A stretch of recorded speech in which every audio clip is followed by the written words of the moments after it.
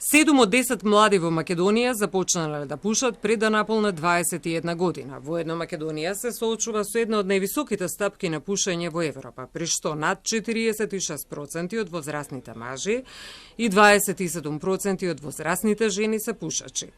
Според податоците на Светската здравствена организација, 7 милиони деца насекаде низ светот пушат. Ке се согласите со мене дека е неприфатливо од сите 100 поврзани смртни случаи, поврзани со тутунот, 1/5 отпаѓаат на пасивното пушење, значи, така да пушачите не си го уништуваат само сопственото здравје, туку и здравјето на своите деца, на своите пријатели, членовите на семејствата и општата јавност.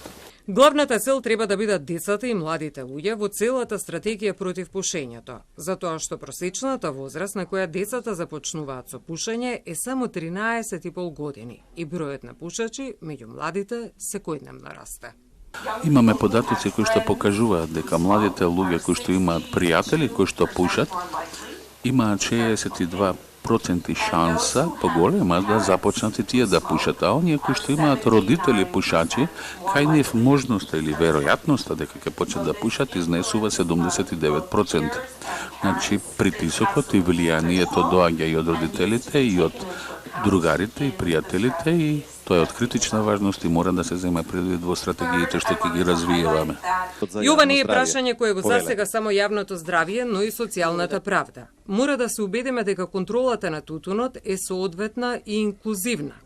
Најмногу за оние што се ранливи и врз чие здравје се одразува, додаде Рита Колумбија, координатор на Обединетите нации.